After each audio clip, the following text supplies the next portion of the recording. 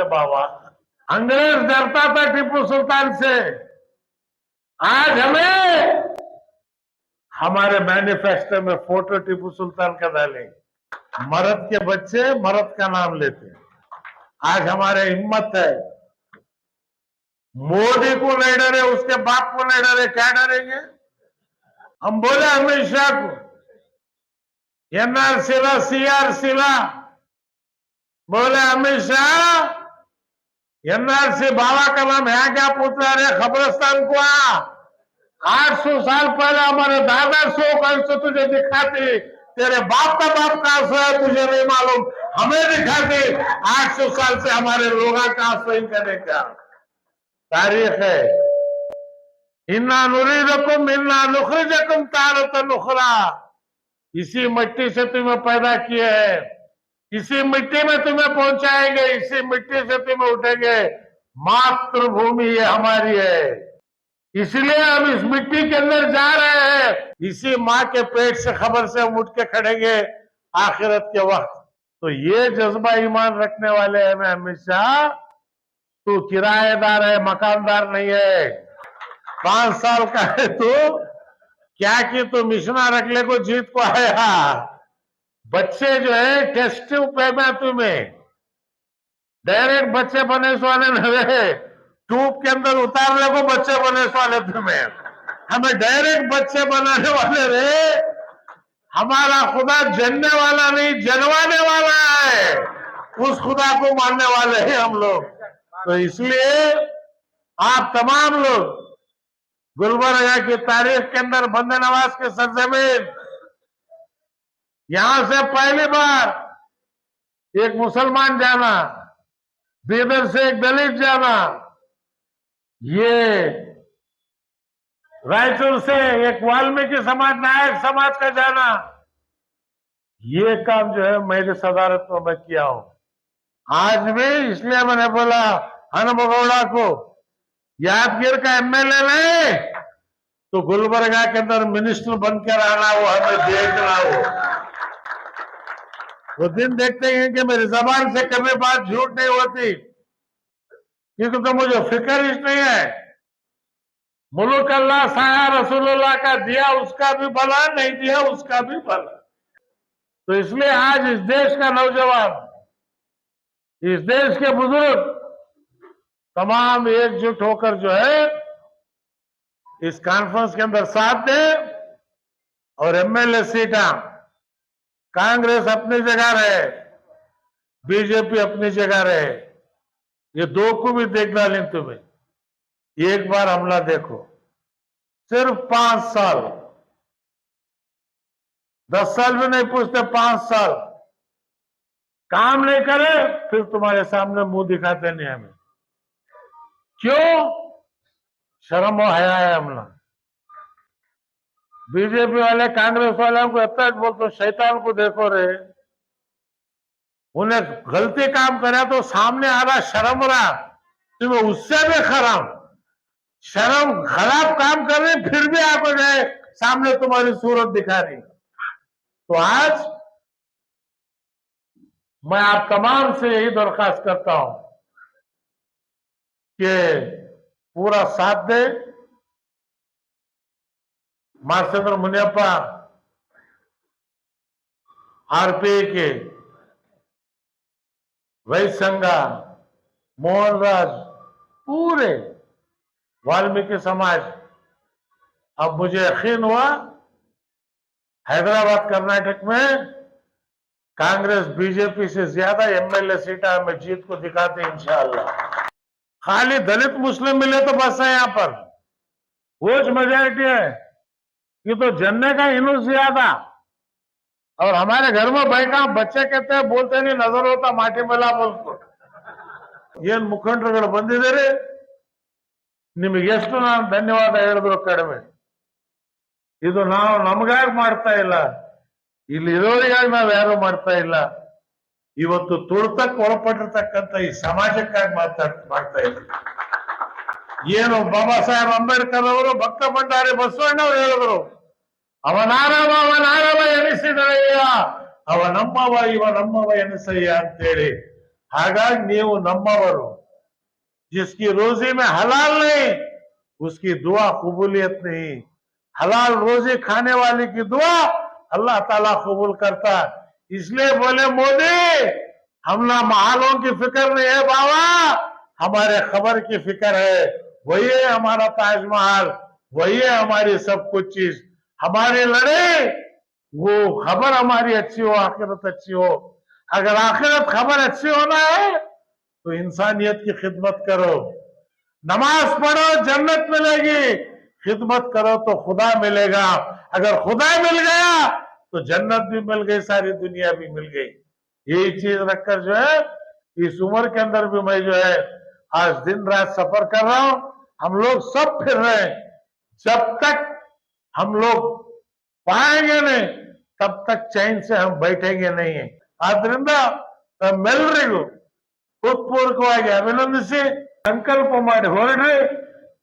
ಇವತ್ತಿಂದಲೇ ಹಳ್ಳಿ ಹಳ್ಳಿಯಲ್ಲಿ ತಾಲೂಕಿನಲ್ಲಿ 24 ತಾರೀಖ್ का प्रोग्राम, 24 ತಾರೀಕಿನ ಸಂದೇಶ ಹೇಳ್ತಾ ಹೋಗಿ ಅವ್ರ ನೌಜವಾನ್ ಯುವಕರು ಇವತ್ತು ಹೆಚ್ಚಿನ ಸಂಖ್ಯೆಯಲ್ಲಿ ಮುಂದಿನ ಭವಿಷ್ಯ ನಿಮ್ಮದು, ಈ ಕರ್ನಾಟಕ ರಾಜ್ಯ ನಿಮ್ಮದು. ಈ ನಾಡಿನಲ್ಲಿ ಉತ್ತಮವಾದಂತ ಭವಿಷ್ಯ ಬರಬೇಕಾದ್ರೆ ಸಜ್ಜನರ ಸರ್ಕಾರ ಬರಬೇಕು ಅನ್ನಕ್ಕಂತ ಮಾತು ಹೇಳಿ, ಇದೇ ಜಿಲ್ಲೆಯಲ್ಲಿ ಖಮರುಲ್ ಇಸ್ಲಾಂ ಮುಸ್ಲಿಂ ಲೀಗ್ ಅಲ್ಲಿದ್ರು. ಶರಣ ಬಸಪ್ಪ ಅಪ್ಪ ಅವರ ನೆಲೆದಿರ್ತಕ್ಕಂಥ ನಾಡು, ಬಾಬಾ ಸಾಹೇಬ್ ಅಂಬೇಡ್ಕರ್ ಅವರು ಮೆರೆದಿರ್ತಕ್ಕಂಥ ನಾಡು ಇವತ್ತು ಈ ಸದರ ನಾಡು. ಆದ್ರಿಂದ ಇಲ್ಲಿಂದಲೇ ಕಾನ್ಫರೆನ್ಸ್ ಮಾಡಬೇಕು. ಫಸ್ಟ್ ಪೂರ್ವಭಾವಿ ಸಭೆ. ಇವತ್ತು ನಾವು ಪಬ್ಲಿಕ್ ಮೀಟಿಂಗ್ ಮಾಡಲಿಲ್ಲ. ಪಬ್ಲಿಕ್ ಮೀಟಿಂಗ್ ನಾವು ಅನೌನ್ಸ್ ಮಾಡಿದ್ರೆ ನಾವು ಬರ್ಬೇಕಾದ ಜನ ಇಲ್ಲ. ನಾವು ಯಾವತ್ತು ತಂದ ಜನಕ್ಕೆ ಭಾಷಣ ಮಾಡಲ್ಲ, ಬಂದ ಜನಕ್ಕೆ ಭಾಷಣ ಮಾಡ್ತಕ್ಕಂಥವ್ರು. ಇವತ್ತು ಜನ ಬರ್ತಾರೆ, ಆ ವಿಶ್ವಾಸ ಇದೆ. ಆದ್ರಿಂದ ಇವತ್ತು ನಾನು ಘೋಷಣೆ ಮಾಡ್ತಾ ಇದ್ದೇನೆ, ಜನವರಿ 24ನೇ ತಾರೀಕಿಗೆ ಗುಲ್ಬರ್ಗದಲ್ಲಿ ಒಂದು ಭಾರಿ ದೊಡ್ಡ ಅಧಿವೇಶನವನ್ನ ಅವತ್ತು ನಾವು ಮಾಡ್ತೇವೆ ಅನ್ನಕ್ಕಂತ ಘೋಷಣೆಯನ್ನು ಮಾಡಿ, ಇವತ್ತು ಆ ಸಮ್ಮೇಳನದ ಸ್ವಾಗತ ಸಮಿತಿಯ ಅಧ್ಯಕ್ಷರಾಗಿ ಹನುಮಗೌಡರನ್ನ ಇವತ್ತಿನ ದಿವಸ ನಾವು ಘೋಷಣೆ ಮಾಡ್ತಾ ಇದ್ದೇವೆ. ಶ್ರೀಮಾನ್ ಯೂನುಸ್ ಖಾನ್ ಅವರು ಮತ್ತು ವಾಸುರವರು ಇವ್ರ ಜೊತೆಯಲ್ಲಿ ಕೋಆರ್ಡಿನೇಟರ್ಗಳಾಗಿ 24ನೇ ತಾರೀಕಿಗೆ ಬೀದರು, ರಾಯಚೂರು, ಬಳ್ಳಾರಿ, ಯಾದಗಿರಿ, ಕೊಪ್ಪಳ, ಬಿಜಾಪುರ ಇವೆಲ್ಲ ಜಿಲ್ಲೆಗಳಿಂದ ಕನಿಷ್ಠ ಪಕ್ಷ 1 ಲಕ್ಷ ಜನ ಸೇರಬೇಕು. ಅವತ್ತು ಆ ಜನ ಸೇರ್ತಾರೆ ಅನ್ನಕ್ಕಂತ ವಿಶ್ವಾಸ ನನಗಿದೆ. ಕಾರಣ ನಾವು ಯಾವತ್ತು ನಮಗಾಗಿ ರಾಜಕೀಯ ಮಾಡಲಿಲ್ಲ, ನಾನು ನನ್ನ ಮಕ್ಕಳಿಗಾಗಿ ರಾಜಕೀಯ ಮಾಡಲಿಲ್ಲ, ನನ್ನ ಕುಟುಂಬಕ್ಕಾಗಿ ನಾನು ರಾಜಕೀಯ ಮಾಡಲಿಲ್ಲ. ರಾಜಕಾರಣ ಮಾಡಿರ್ತಕ್ಕಂಥದ್ದು ಕನ್ನಡ ನಾಡಿನ ಜನತೆಗೋಸ್ಕರ ರಾಜಕಾರಣ ಮಾಡಿದ ನಾನು. ಹುಡುಕಿ ಅವರಿಗೆ MLA ಮಾಡಿ ಮಂತ್ರಿಗಳು ಮಾಡ್ತಕ್ಕಂಥ ಕೆಲಸವನ್ನು ಮಾಡಿದ್ವಿ. ನಾನು ಮಂತ್ರಿ ಆಗಬೇಕು ಅಂತ ಇಷ್ಟಪಟ್ಟಿಲ್ಲ. ಧರಮ್ ಸಿಂಗ್ ಮುಖ್ಯಮಂತ್ರಿ ಆದಾಗ ಮಿರಾಜುದ್ದೀನ್ ಪಾಟೀಲ್ ಅನ್ನ, ಇಕ್ಬಾಲ್ ಅನ್ಸಾರಿಯನ್ನ ಹೈದರಾಬಾದ್ ಕರ್ನಾಟಕದಿಂದ ಮುಸ್ಲಿಂ ಸಮಾಜದಿಂದ ಮಾಡಬೇಕು ಅಂತ ಹೇಳಿ ಅವ್ರ ಹೆಸರು ಕೊಟ್ಟು ಮಾಡ್ತಕ್ಕಂಥ ಕೆಲಸವನ್ನು ನಾವು ಮಾಡಿದ್ವಿ. ನೀವೇ ಮಂತ್ರಿ ಆಗೋದು. ನಾನು ಹೇಳಿದೆ, ಹೆಣ್ಣೋಡಕ್ ಬಂದಿದ್ದೀನಿ ನಾನು.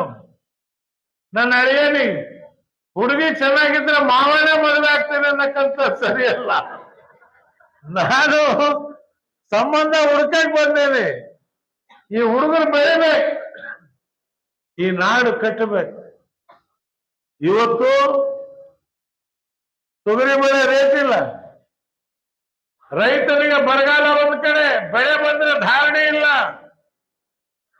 ನಮ್ಮ ಸರ್ಕಾರ ಬಂದ್ರೆ ನಿಮಗೆ ಪ್ರಾಮಾಣಿಕವಾಗಿ ಹೇಳ್ತೇವೆ, 1 ವರ್ಷದಲ್ಲಿ ಒಬ್ಬ ರೈತನು ಕೂಡ ಯಾರು ವಿಷ ಕುಡಿದು ಸಾಯಬಾರದು.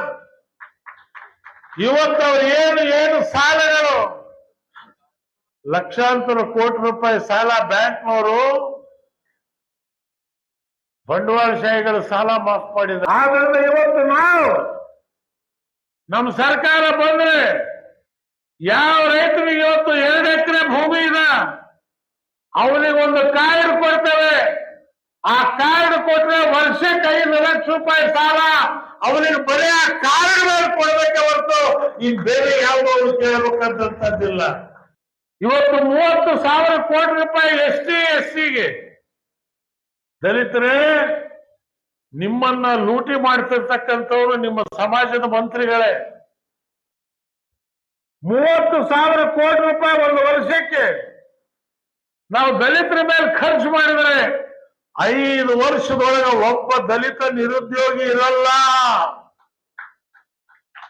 ಮನೆ ಇಲ್ಲದೆ ಒಬ್ಬ ರೈತ ಇರಲ್ಲ, ಒಬ್ಬ ದಲಿತ ಇರಲ್ಲ. 5 ವರ್ಷದಲ್ಲಿ ಪ್ರತಿಯೊಬ್ಬ ದಲಿತನಿಗೆ ಮನೆ, ಅವನಿಗೆ ಕೈ ಕೆಲಸ, ಕೈ ತುಂಬ ದುಡಿಮೆ ಬರ್ತಕ್ಕಂಥ ವ್ಯವಸ್ಥೆ 1,50,000 ಕೋಟಿ ರೂಪಾಯಿ 5 ವರ್ಷದಲ್ಲಿ ಖರ್ಚು ಮಾಡಿದ್ರೆ ಇದನ್ನು ಮಾಡಬಹುದು. ಪ್ಲಾನ್ ಇದೆ. ಮುಸ್ಲಿಂ ಸಮಾಜಕ್ಕೆ 1ನೇ ಕ್ಲಾಸ್ನಿಂದ 12ನೇ ಕ್ಲಾಸ್ವರೆಗೆ ಎಲ್ಲ ತಾಲೂಕಿನಲ್ಲಿ ಅಂಜುಮನ್ ಮಾಡಿ, ಅಂಜುಮನೆ ಇಸ್ಲಾಂ, ಒಂದೊಂದು ಅಂಜುಮನಿಗೆ ವರ್ಷಕ್ಕೇನಿದೆ ಅಂತ ಹೇಳಿದ್ರೆ 10 ಕೋಟಿ ರೂಪಾಯಿ ಸ್ಕೂಲ್ ಫ್ರೀ, 5 ಲಕ್ಷ ರೂಪಾಯಿ ತನಕ ಅವರಿಗೆ ಉದ್ಯೋಗಕ್ಕೆ ಸಾಲ. ಬೆಂಗಳೂರಿಗೆ ಸಾಲ ಕೇಳಕ್ ಬರ್ಬೇಕಾದಿಲ್ಲ, ಆ ಅಂಜುಮನ್ ಅವರೇ ಸಾಲ ಮಾಡ್ತಾರೆ. ದಲಿತರಿಗೂ ಅಷ್ಟೇ, ನೀವು ಸಾಲ ಕೇಳೋದಕ್ಕೆ ಉಬೇರ್ ಕಾರ್ ಬೇಕು, ಇದನ್ನ ಬೆಂಗಳೂರು ಹೋಗ್ಬೇಕಾದಿಲ್ಲ, ಜಿಲ್ಲಾ ಮಟ್ಟದಲ್ಲೇ ದಲಿತ ಮುಖಂಡರ ಸಮಿತಿ ಮಾಡಿ ಆ ದಲಿತ ಮುಖಂಡರೇ ಅವ್ರಿಗೆ ಸಾಲ ಹಂಚಬೇಕು. ಯಾರು ಬಡವ ಇದ್ದಾನೆ ಅದನ್ನ ಮುಖಂಡರೇ ಪತ್ತೆ ಹಚ್ಚಬೇಕೆ ಹೊರತು ಅವನು ಬೆಂಗಳೂರಿಗೆ ರೊಕ್ಕ ಹಾಕೊಂಡು ಲಾಡ್ಜ್ ಅಲ್ಲಿ ಉಳ್ಕೊಂಡು ದುಡ್ಡು ಕಳ್ಕೋಬೇಕಾದಂತ ಅವಸ್ಥೆ ಇಲ್ಲ. ಇದೆಲ್ಲವನ್ನ ಈ ಪ್ರಣಾಳಿಕೆಯಲ್ಲಿ ಇವತ್ತಿನ ದಿವಸ ನಾವು ಸ್ಪಷ್ಟವಾಗಿ ಹೇಳಿದ್ದೀವಿ. आज की हालात, सियासी हालात के मद्देनजर रखते हुए जनाब सीएम इब्राहिम साहब और रईत संघ के अध्यक्ष कोरल्ली चंद्रशेखर साहब और हमारे गोपी साहब, मार सुंदरप्पा मुनियप्पा साहब, बीएसपी के तमाम लीडर्स, आरपीआई के सब तमाम लीडर्स, हनमे गौड़ा साहब जो यादगीर से आए हैं, उनका भी मैं स्वागत करता हूं। तमाम लीडर्स जो पहली बार गुलबर्गा को आके गुलबर्गा से अपने थर्ड फ्रंट के कोशिश कर रहे हैं, मैं तमाम लीडर्स का वेलकम करता हूं। और ये जो सिर्फ मेन आदमी, जो इम्पोर्टेंट आदमी के लिए बुलाई गई थी, पब्लिक मीटिंग जो करना है आने वाले दिनों में, जैसा सभी लीडर डिसाइड करके जो डेट लगेंगे, वो पब्लिक मीटिंग मैदान में, ग्राउंड में करने का सभी का इरादा है। यहाँ पर जो फर्स्ट मीटिंग है, ये मीटिंग तमाम समाज के लोग को और तमाम समाज के मेन मुखंड लोग को यहाँ बुला के एक इजलास रखा गया है। तो मैं तमाम लोगों का बहुत बहुत तहे दिल से शुक्रिया अदा करता हूँ, क्योंकि आने वाले दिनों में जो हमारे को कंप्लीट करते बोल के जो पिछली सरकारें जो बोले थे, वो आज तक खास करके मुस्लिम के जो 4% रिजर्वेशन है, हिजाब का मसला है, आज पूरे 2.5 साल हो गए, आज तक कुछ भी कंप्लीट नहीं की कांग्रेस। और हमारे पास जो जेडीएस था पहले, वो जेडीएस भी बीजेपी से मर्ज हो गई है, और बीजेपी से तो हम मुसलमान उम्मीद भी नहीं रख सकते। तो ये तमाम इस पे कंटिन्यू पूरे लीडर्स पिछले 1 साल से 1.5 साल से कंटिन्यू सोच में थे कि क्या करना है, थर्ड फ्रंट नहीं बनाना है, क्या कोई स्टेट पार्टी और अदर पार्टी के साथ फिर कर्नाटक में लॉन्च करना बोल के डिसाइड किए। तो तमाम पूरे सीनियर लीडर बीएसपी के, आरपीआई के, सीएम इब्राहिम साहब के समर्थन में सब जने बोले आप आगे बढ़ो, हम आपके साथ हैं। तो मैं सीएम इब्राहिम साहब से भी यही कहना चाहता हूं, आप आगे बढ़ो, हम आपके साथ हैं।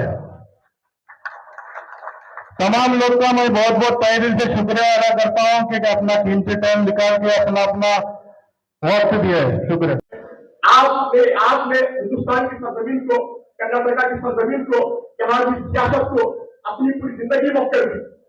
आज शिवराज साहब एक सोच लेकर आए हैं, 10 साल अगर बीजेपी राज करती है तो 10 साल कांग्रेस राज करती है। सिर्फ मुसलमानों को लूटने का काम, हिंदुस्तान को लूटने का काम, देश को लूटने का काम, दलितों में जुल्म करने का काम, मुसलमानों में जुल्म करने का काम सिर्फ ये कांग्रेस पार्टी और बीजेपी पार्टी दौरे आजादी से करते आए हैं। तो शिवराज साहब तमाम पार्टियों को देखते हुए, तमाम पार्टियों की नाकारे को देखते हुए, तमाम पार्टियों के सिर्फ जमयत को देखते हुए आज शिवराज साहब तमाम हिंदू, तमाम मुसलमान, तमाम दलित, तमाम सिख, तमाम जैन, तमाम मज़ाहिब के लोगों को लेकर एक पैगाम लेकर अपने एक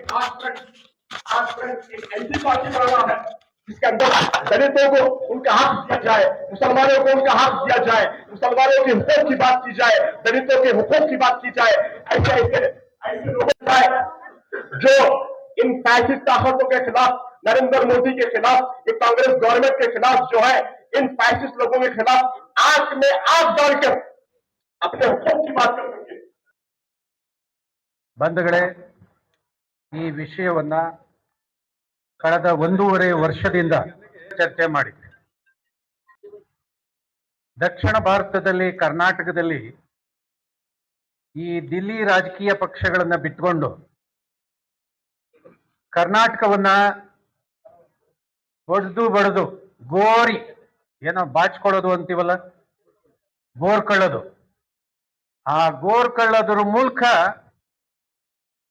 ಕರ್ನಾಟಕದ ಜನರ ತೆರಿಗೆ ಹಣವನ್ನ ಈ ಕಾಂಗ್ರೆಸ್ ಬಿಜೆಪಿಗಳು ಲೂಟಿ ಮಾಡಿದ್ದಾರೆ. ದೇಶದಲ್ಲಿ ಪಾರ್ಲಿಮೆಂಟ್ ಚುನಾವಣೆ ನಡೆದರೆ ಕಾಂಗ್ರೆಸ್ನವ್ರಿಗೆ ಕರ್ನಾಟಕದ್ದೇ ದುಡ್ಡು ಬೇಕು. ಯಾವುದೋ ರಾಜ್ಯದ ಚುನಾವಣೆ ನಡೆದ್ರೆ ಇಲ್ಲಿಂದಲೇ ಗೋರಿ ಕೊಡಬೇಕು. ಈ ಪರಿಸ್ಥಿತಿಯಲ್ಲಿ ಅದು ಕಾಂಗ್ರೆಸ್ ಇರಲಿ, ಬಿಜೆಪಿ ಇರಲಿ, ಬಹಳ ನಿಷ್ಠೆ ವಹಿಸಿ ಇಲ್ಲೆಲ್ಲ ಬಾಚಿ ಗುಡ್ಡೆ ಮಾಡಿ ತುಂಬ ಡೆಲ್ಲಿ ಕಳಿಸ್ಬೇಕು. ದಿಕ್ಕಿನಲ್ಲಿ ಎಲ್ಲ ಗೆಳೆಯರನ್ನ ಒಟ್ಟುಗೂಡಿಸಿ ನಾವೆಲ್ಲ ಒಂದು ಕಡೆ ಸೇರಿ ಎಲ್ಲ ಚರ್ಚೆ ಮಾಡಿ ಇದಕ್ಕೊಂದು ಅಂತಿಮ ರೂಪವನ್ನ ತರಬೇಕು ಅಂತ ಹೇಳಿ ನಾವೆಲ್ಲ ಕೆಲಸ ಮಾಡಿದ್ವಿ ಬಂಧುಗಳೇ. ಯಾಕೆ ಈ ಕಾಂಗ್ರೆಸ್ ನಮಗೆ ಅನಿವಾರ್ಯ ಅಲ್ಲ ಅಂತ ಹೇಳಿ ನಾವು ಇವತ್ತು ಒಪ್ಪಬೇಕಾಗಿದೆ ಅಂದ್ರೆ, ನೋಡ್ರಿ, ಸಿದ್ದರಾಮಯ್ಯ ಅಧಿಕಾರಕ್ಕೆ ಬಂದಾಗಿನಿಂದ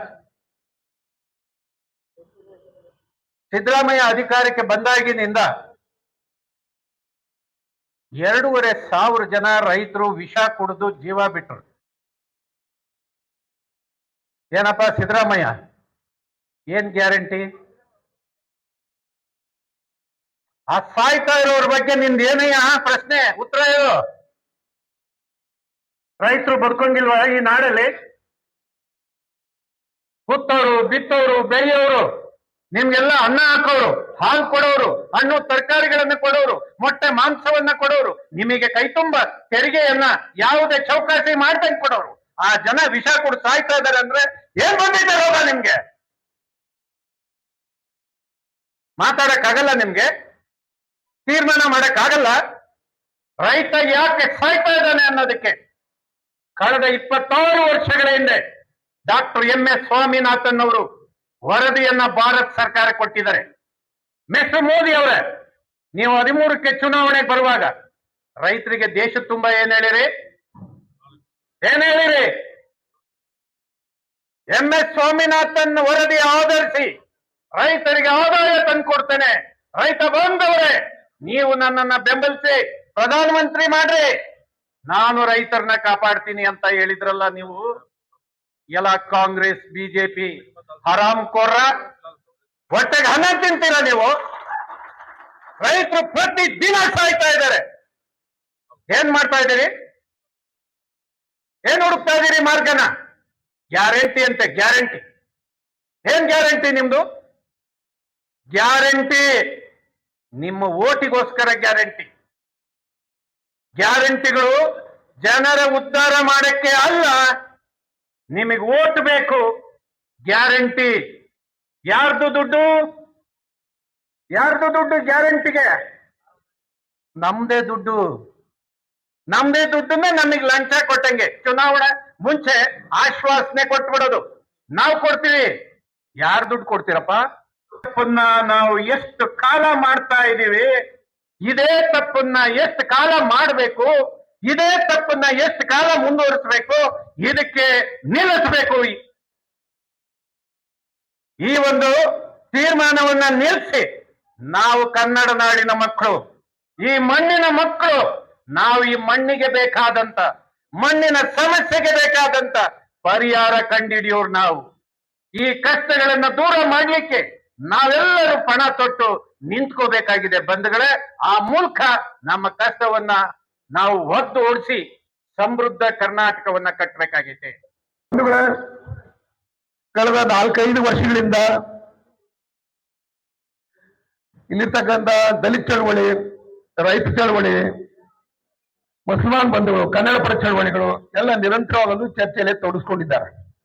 ಏನ್ ಚರ್ಚೆ ಅಂದ್ರೆ, ಅದು ಕಾಂಗ್ರೆಸ್ ಆಗಿರ್ಬೋದು, ಬಿಜೆಪಿ ಆಗಿರ್ಬೋದು, ಜೆಡಿಎಸ್ ಆಗಿರ್ಬೋದು, ಈ ಯಾವುದೇ ಪಕ್ಷ ಅಧಿಕಾರಕ್ಕೆ ಬಂದರೂ ಸಹಿತ ನಿರಂತರವಾಗಿ ದಲಿತರ ಮೇಲೆ ಹಲ್ಲೆ, ಅತ್ಯಾಚಾರಗಳು, ದೌರ್ಜನ್ಯ ನಡೀತಾ ಇದೆ.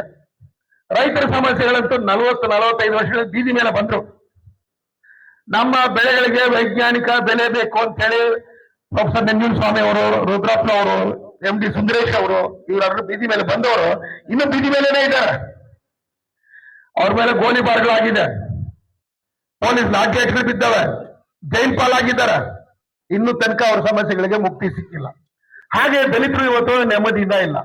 ಇದೆಲ್ಲರಿಗಿಂತ ಮುಖ್ಯವಾಗಿ ಇಡೀ ದಕ್ಷಿಣ ಭಾರತದಲ್ಲಿ ಎಲ್ಲೂ ಇಲ್ದಿರ್ತಕ್ಕಂಥ ಮುಸ್ಲಿಂ ವಿರೋಧಿ ಗಲಾಟೆಗಳೇನಿದೆ, ಕೋಮುವಾದಿ ಗಲಾಟೆಗಳು, ಆ ಕೋಮು ಗಲಾಟೆಗಳು ಕರ್ನಾಟಕದಲ್ಲಿ ನಿಂತಿಲ್ಲ.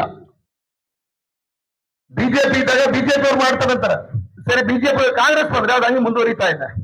ಈಗಾಗಲೇ ನಮ್ಮ ಸಹೋದರ ಯುವರಾಜ್ ಖಾನ್ ಹೇಳಿದ್ರು, 4% ರಿಸರ್ವೇಶನ್ ನ ಬಿಜೆಪಿ ಅವರು ರದ್ದು ಮಾಡಿದ್ರು. ಸರಿ ಕಾಂಗ್ರೆಸ್ ನಾವು ಬಂದು ಏನೋ ಮಾಡ್ತೀವಿ ಅಂದ್ರು, ಏನು ಮಾಡಿಲ್ಲ, ಅದು ಇನ್ನು ಮುಂದುವರಿತಾ ಇದೆ. ಬಿಜೆಪಿ ಅವರು ಒಂದು ಗೋಹತ್ಯೆ ನಿಷೇಧ ಮಾಡಿದ್ರು, ಕಾಂಗ್ರೆಸ್ ನಾನು ಅಧಿಕಾರಕ್ಕೆ ಬಂದು 1ನೇ ದಿನದಲ್ಲಿ ಅದನ್ನ ರದ್ದು ಮಾಡ್ತಿದ್ರು, ಇನ್ನೂ ಆಗಿಲ್ಲ, ಇನ್ನೂ ಆಗಿಲ್ಲ, ಅದು ಹಾಗೆ ಮುಂದುವರಿತಾ ಇದೆ. ಕೋಮಗಲಭೆ ನಿಲ್ಲಿಸ್ತೀನಿ ಅಂತ ಹೇಳಿದ್ರು, ಆದ್ರೆ ಇವ್ರು ಇರೋ ಕಡೆ ಕೋಮಗಲಭೆ ಜಾಸ್ತಿಯಾಗಿ ಮರ್ಡರ್ಗಳಾಗಿದ್ವ. ಹಾಗೇನೆ ಕಾರ್ಮಿಕ ವಿರೋಧಿ ಕಾನೂನು ನಿರಂತರವಾಗಿ ಬರ್ತಾ ಇದೆ, ನಿರಂತರವಾಗಿ ನಡೀತಾ ಇದೆ. ಇತ್ತೀಚೆಗೆ ಬಂದಿರತಕ್ಕಂತ ಕಾರ್ಮಿಕ ಕಾನೂನು ಕಾರ್ಮಿಕರಿಗಿರ್ತಕ್ಕಂಥ ಎಲ್ಲ ಹಕ್ಕುಗಳನ್ನ ಕಿತ್ತಾಕಿ ಅವ್ರನ್ನೆಲ್ಲ ಮತ್ತೆ ಗುಲಾಮರಾಗಿ ಮಾಡ್ತಾ ಇದೆ. ಇದೇ ಇವತ್ತಿನ ಕರ್ನಾಟಕದ ಎಲ್ಲ ರೋಗಗಳಿಗೆ ಕಾರಣ ಇದು ಒಂದೇನೆ, ಈ ರಾಷ್ಟ್ರೀಯ ಪಕ್ಷಗಳು, ಅವರ ನೀತಿ ನಿಯಮಗಳು. ಇದನ್ನ ನಾವು ಕರ್ನಾಟಕ ಜನ ಅರ್ಥ ಮಾಡ್ಕೋಬೇಕಾಗಿದೆ. ಒಂದು ಸಂಘಟನೆಗೆ ಯಾದಗಿರಿ ಜಿಲ್ಲೆಯಿಂದ ಸ್ವತಂತ್ರ ಅಭ್ಯರ್ಥಿಯಾಗಿ 37,000 ಮತಗಳನ್ನು ಪಡೆಯೋದ್ರ ಮೂಲಕ ಇವತ್ತು ಇತಿಹಾಸವನ್ನು ನಿರ್ಮಾಣ ಮಾಡಿದೆ. ಅದು ಜನರಲ್ ಕ್ಷೇತ್ರದಲ್ಲಿ ಒಬ್ಬ ST ವಾಲ್ಮೀಕಿ ಸಮಾಜಕ್ಕೆ ಸೇರಿರ್ತಕ್ಕಂಥ ಒಬ್ಬ ಧೀಮಂತ ನಾಯಕ ಇವತ್ತಿನ ದಿವಸ ಇಂಡಿಪೆಂಡೆಂಟ್ ನಿಂದಿರೋದ್ರ ಮೂಲಕ 37,000 ಇಟ್ಕೊಂಡು ಕಾಂಗ್ರೆಸ್, ಬಿಜೆಪಿ, JDS ಪಕ್ಷಕ್ಕೆ ಷಡ್ಡರು ಇವತ್ತು ಇತಿಹಾಸವನ್ನು ನಿರ್ಮಾಣ ಮಾಡಿದರೆ. ಅವು ನಮ್ಮ CM ಇಬ್ರಾಹಿಂ ಸಾಹೇಬರ ನೇತೃತ್ವದಲ್ಲಿ ನಮ್ಮ ಆಂದೋಲನಕ್ಕೆ ಇವತ್ತಿನ ದಿವಸ ಅವರು ಸೇರ್ಪಡೆ ಆಗ್ತಾ ಇದ್ದಾರೆ, ಪಕ್ಷಕ್ಕೂ ಕೂಡ ಅವರು ಸೇರ್ಪಡೆ ಆಗ್ತಾ ಇದ್ದಾರೆ. ಇನ್ನು ಮೂಲಕ ಆ ಯಾದಗಿರಿ ಜಿಲ್ಲೆಯಲ್ಲಿ ಒಂದು ಬಿರುಗಾಳಿ ಇವತ್ತಿನ ದಿವಸ ಮುಂದಿನ ದಿನಗಳಲ್ಲಿ ಬಿರುಗಾಳಿ ಬೀಸೋದಿರ್ತಾರೆ ಅಂತಕ್ಕಂಥ ಮಾತನ್ನು ಈ ಸಂದರ್ಭದಲ್ಲಿ ಹೇಳ್ತೀನಿ. ಅದಕ್ಕಾಗಿ ಹನುಮೇಗೌಡ ದೇವನಕಲ್ಲವರಿಗೆ ಎಲ್ಲವೂ ಕೂಡ ಒಂದು ಸರಿ ಹನುಮೇಗೌಡ ದೇವನಕಲ್ಲವರಿಗೆ ಅವರಿಗೆ ತುಂಬ ಹೃದಯದ ಒಂದು ಸ್ವಾಗತವನ್ನು ಕೋರ್ತೇನೆ. ಎಲ್ಲ ಮಹಾಪುರುಷರ ಒಂದು ಪಾದಗಳಿಗೆ ನಮಸ್ಕರಿಸುತ್ತಾ, ಈಗ ಕಳೆದ 2 ವರ್ಷದಿಂದ ಪರ್ಯಾಯವಾಗಿ ಕರ್ನಾಟಕದಲ್ಲಿ ಏನು ಕಾಂಗ್ರೆಸ್, ಬಿಜೆಪಿ, JDS 3 ಪಕ್ಷಗಳು ಈ ರಾಜ್ಯದ ಜನತೆಯನ್ನ ಯಾವ ರೀತಿ ಲೂಟಿ ಮಾಡ್ತಾ ಇದ್ದಾರೆ ಅಂತಕ್ಕಂಥ ತಮಗೆಲ್ಲರಿಗೂ ಗೊತ್ತಿದೆ. ಇಂಥ ಒಂದು ಸಂದರ್ಭದಲ್ಲಿ ಇವತ್ತು 3ನೇ ಶಕ್ತಿ ಬಹಳ ಅನಿವಾರ್ಯವಾಗಿತ್ತು. ಇವತ್ತಿನ ದಿವಸ ಆ 3ನೇ ಶಕ್ತಿ ಏನಪ್ಪಾ ಅಂತಂದ್ರೆ ಈ JDS ಪಾರ್ಟಿ ಅಂತಕ್ಕಂಥದ್ದು ನೋಡ್ಬೇಕಿತ್ತು ಕರ್ನಾಟಕದಲ್ಲಿ. ಆದ್ರೆ ಇವತ್ತು ಅದು ಕೂಡ ಕಮ್ಯುನಲ್ ಪಾರ್ಟಿ ಬಿಜೆಪಿಗೂ ಸೇರಿದ್ರಿಂದ ಇವತ್ತು 3ನೇ ಅತಿ ದೊಡ್ಡ ಒಂದು 3ನೇ ಕರ್ನಾಟಕಕ್ಕೆ ಬಹಳ ಅವಶ್ಯಕತೆ ಇತ್ತು. ಅಂತವರಲ್ಲಿ ಇಂಥ ಒಂದು ಪರಿಸ್ಥಿತಿಯಲ್ಲಿ, ಈ ಬಿಕ್ಕಟ್ಟಿನ ಪರಿಸ್ಥಿತಿಯಲ್ಲಿ CM ಇಬ್ರಾಹಿಂ ಸಾಹೇಬರ ನೇತೃತ್ವದಲ್ಲಿ 3ನೇ ಫ್ರಂಟ್, 3rd ಫ್ರಂಟ್ ಅನ್ನ ಇವತ್ತಿನ ದಿವಸ ಅವರು ನೇತೃತ್ವ ವಹಿಸಿಕೊಂಡು ನಾವು ಕಳೆದ ಒಂದೂವರೆ ವರ್ಷದಿಂದ ನವ ಕರ್ನಾಟಕ ನಿರ್ಮಾಣ ಆಂದೋಲನ ಅಂತ ಮಾಡಿ ನಮ್ಮ ಒಂದು ಜನರ ನಡೆ ಜನತಾ ಪ್ರಣಾಳಿಕೆ ಅಂತಕ್ಕಂಥ ಮಾಡಿ ಇಡೀ ಎಲ್ಲಾ ಕರ್ನಾಟಕದಲ್ಲಿ ಬರ್ತಕ್ಕಂಥ ಎಲ್ಲಾ ಜಿಲ್ಲೆಗಳಲ್ಲಿ ಟೂರ್ ಹಾಕೋದ್ರ ಮೂಲಕ ಕಾರ್ಯಕ್ರಮ ಮಾಡೋದ್ರ ಮೂಲಕ ಜನರ ಅಭಿಪ್ರಾಯವನ್ನು ಸಂಗ್ರಹಣೆ ಮಾಡಿ ಇವತ್ತಿನ ದಿವಸ ಗುಲ್ಬರ್ಗದಲ್ಲಿ ಅಂತಿಮವಾಗಿ ಇವತ್ತು ಪ್ರಮುಖ ಕಾರ್ಯಕರ್ತರ ಒಂದು ಸಭೆಯನ್ನು ಕರೆಯಲಾಗಿದೆ. ಈ ಸಭೆಯಲ್ಲಿ ಇವತ್ತಿನ ದಿವಸ ಕರ್ನಾಟಕದಲ್ಲಿ ಮುಂದಿನ ದಿನಗಳಲ್ಲಿ ಮೂರನೇ ಶಕ್ತಿಯ ಉದಯ ಕರ್ನಾಟಕದಿಂದ ಅದು ಗುಲ್ಬರ್ಗದಿಂದ ಆಗ್ತದೆ ಅಂತಕ್ಕಂಥದ್ದು ಇಟ್ಟುಕೊಂಡು ಇವತ್ತಿನ ದಿನ ಒಂದು ಕಾರ್ಯಕ್ರಮಕ್ಕೆ ಇವತ್ತು ಎಲ್ಲ ನಮ್ಮ ರಾಜ್ಯ ಮಟ್ಟದ ನಾಯಕರು ಬಂದಿದ್ದಾರೆ. ರಾಜ್ಯ ಮಟ್ಟದ ಮಾರಚಂದ್ರ ಮುನಿಯಪ್ಪ ಸಾಹೇಬರಾಗಿರ್ಬೋದು, ಇವತ್ತು ಎಂ ಗೋಪಿನಾಥ್ ಸಾಹೇಬರಾಗಿರ್ಬೋದು, ರೈತ ಮುಖಂಡರು ರಾಜ್ಯಾಧ್ಯಕ್ಷರು ಕೂಡಿಯಲ್ಲಿ ಚಂದ್ರಶೇಖರ್ ಸರ್ ಅವರು ಕೂಡ ಇಡೀ ರಾಜ್ಯ ತುಂಬಿ ಎಲ್ಲ ಕಡೆ ರೈತ ಮುಖಂಡರನ್ನು ಜಾಗೃತಿ ಮಾಡಿ ಮೂರನೇ ಶಕ್ತಿ ಮಾಡುವುದರ ಮೂಲಕ ಕಾಂಗ್ರೆಸ್, ಬಿಜೆಪಿ, ಜೆಡಿಎಸ್ ಅಂತಕ್ಕಂಥ ಈ ಹೊರ ರಾಜ್ಯದ ಅಂದ್ರ ಉತ್ತರ ಭಾರತೀಯ ಪಾರ್ಟಿಯನ್ನು ತಿರಸ್ಕಾರ ಮಾಡೋದ್ರ ಮೂಲಕ ನಾವು ಪ್ರಾದೇಶಿಕವಾಗಿ ಗಟ್ಟಿಯಾಗಬೇಕಂತಕ್ಕಂಥ ಒಂದು ಸಂದೇಶ ಕೊಡ್ಲಿಕ್ಕೆ ಮತ್ತು ಕರ್ನಾಟಕ ರಾಜ್ಯದಲ್ಲಿ ದಲಿತ, ಮುಸ್ಲಿಮ ಮತ್ತು ಹಿಂದುಳಿದವರು ಒಗ್ಗಟ್ಟಾಗಿ ಅಧಿಕಾರ ಹಿಡಿಬೇಕಂತ ಪಣ ಕೊಟ್ಟಿದ್ದಾರೆ. ಅದಕ್ಕೆ ನಾವೆಲ್ಲರೂ ಕೂಡ ಕೈ ಜೋಡಿಸೋಣ ಅಂತಕ್ಕಂಥ ಮಾತನ್ನು ಹೇಳಿ ನಾನು ಪ್ರಾಸ್ತಾವಿಕ ನುಡಿ. ಅಷ್ಟೇ ಅಲ್ಲ, ಈ ಕಾಂಗ್ರೆಸ್ ಅಷ್ಟೇ, ಬಿಜೆಪಿನೂ ಅಷ್ಟೇ. ಕಾಂಗ್ರೆಸ್ ಅಲ್ಲಿರ್ತಕ್ಕಂಥ ಕೇಂದ್ರದಲ್ಲಿರ್ತಕ್ಕ ಅವರು ಮಾತಾಡ್ತಾ ಇಲ್ಲ ಇದ್ರ ಬಗ್ಗೆ, ಡಿಮಿಲಿಟೇಷನ್ ಬಗ್ಗೆ ಅಸೆಂಬ್ಲಿಯಲ್ಲಿ ಮಾತಾಡ್ತಾ ಇಲ್ಲ, ಪಾರ್ಲಿಮೆಂಟ್ ಅಲ್ಲಿ ರಾಹುಲ್ ಗಾಂಧಿ ಮಾತಾಡ್ತಾ ಇಲ್ಲ. ಸುಮ್ಮನೆ ಅವರು ಸಂವಿಧಾನವನ್ನ ತೋರಿಸ್ತಾರೆ, ಸಂವಿಧಾನವನ್ನ ಅವ್ರು ಓದೇ ಇಲ್ಲ. ಸಂವಿಧಾನ ಉಳಿಸ್ಬೇಕು ಅಂದ್ರೆ ನೀವು ನಮಗೆ ಓಟ್ ಹಾಕ್ರಿ ಅಂತಾರೆ. ಆಯ್ತು ಸ್ವಾಮಿ, 10 ವರ್ಷ ಮನಮೋಹನ್ ಸಿಂಗ್ ಅವರು ಪ್ರಧಾನಿ ಆಗಿದ್ರಲ್ಲ, ನೀವು ಎಷ್ಟು ಕಂಪನಿಗಳನ್ನ ಆರಂಭ ಮಾಡಿದ್ದೀರಿ, ಎಷ್ಟು ಕಾರ್ಖಾನೆಗಳನ್ನ, ಎಷ್ಟು ಉದ್ಯೋಗ ಕೊಟ್ಟಿದ್ದೀರಿ? ಏನೇ ಈ 21 ವರ್ಷದಲ್ಲಿ ಮೋದಿ ಸರ್ಕಾರ ಅಥವಾ ಕಾಂಗ್ರೆಸ್, ಬಿಜೆಪಿ ಎಲ್ಲವನ್ನ ಮಾರಾಟ ಮಾಡಿರೋದೆ.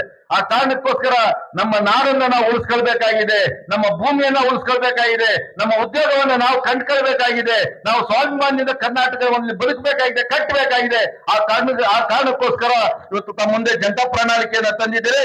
ನಾವು ಏನು ಮೂರನೇ ಶಕ್ತಿ, ಒಂದು ಪರ್ಯಾಯ ಶಕ್ತಿ, ಅದು ಮೂರನೇ ಒಂದು ಪರ್ಯಾಯ ಶಕ್ತಿ ನಮ್ಗೆ ಅನಿವಾರ್ಯತೆ ಇದೆ. ಈ ರಾಜ್ಯದಲ್ಲಿ ಏನು ಅನ್ನ ಕೊಡ್ತಕ್ಕಂಥ ರೈತರಿಂದ ಹಿಡಿದು ದುಡಿಯುವ ವರ್ಗ ಮತ್ತು ದಲಿತ ವರ್ಗ, ಅಲ್ಪಸಂಖ್ಯೆ, ವಿಶೇಷವಾಗಿ ಮುಸಲ್ಮಾನರ ಸಮುದಾಯ, ನಿಮ್ಗೆ ಗೊತ್ತಿರ್ಬೋದು. ಸಿದ್ದರಾಮಯ್ಯನವರು ಇಷ್ಟೆಲ್ಲ ಮಾತಾಡ್ತಾರಲ್ಲ, ಟಿಪ್ಪು ಸುಲ್ತಾನ್ ಜಯಂತಿಗೆ ಅವರು ರಜೆ ಕೊಟ್ಟಿಲ್ಲ, ಮಾಡೋದಕ್ಕೆ ಪರ್ಮಿಷನ್ ಕೊಟ್ಟಿಲ್ಲ. ಇದೇ ಸರ್ಕಾರ ಇವತ್ತಿನ ಕಾರ್ಯಕ್ರಮ ಮಾಡ್ತಾ ಇದ್ದೀರಲ್ಲ, ಕರೆಂಟ್ 4 ಅವರ್ದಿಂದ ಕಟ್ ಮಾಡಿದ್ದಾರೆ. ಇವ್ರಿಗೆ ನಾಚಿಕೆ ಆಗೋದಿಲ್ವಾ? ಹಾಗಾಗಿ ಜನವರಿಯಲ್ಲಿ ನಮ್ಮ ಅಧ್ಯಕ್ಷರು ಅನೌನ್ಸ್ ಮಾಡ್ತಾರೆ, ಜನವರಿಯ ಕೊನೆಯ ವಾರದಲ್ಲಿ 1 ಲಕ್ಷಾಂತರ ಜನ ಗುಲ್ಬರ್ಗದಲ್ಲಿ ಸೇರೋದ್ರ ಮುಖಾಂತರ ಒಂದು ಪರ್ಯಾಯ ರಾಜಕೀಯ ಶಕ್ತಿಯ ಕಡೆ ನಾವು ಸಾಗ್ತೀವಿ ಅಂತ ಹೇಳಿ ಘೋಷಣೆ ಮಾಡ್ತೀನಿ. ಯಾಕಂದ್ರ ಇವತ್ತು ನಾನು ಯಾದಗಿರಿಯಲ್ಲಿ ನಾನು ಒಬ್ಬ ಒಂಟಿ ಆಗಿದ್ದೆ. ಆ ಒಂಟಿಗೆ ಇವರೆಲ್ಲರೂ ನನಗೆ ಒಂದು ಸಾಥ್ ಕೊಡ್ತಕ್ಕಂತ ಭರವಸೆವನ್ನ ಸಿಗ್ತದೆ ಅಂತ ಹೇಳಕ್ ನಾನು ಇಷ್ಟಪಡ್ತೀನಿ ಬಂದವರು.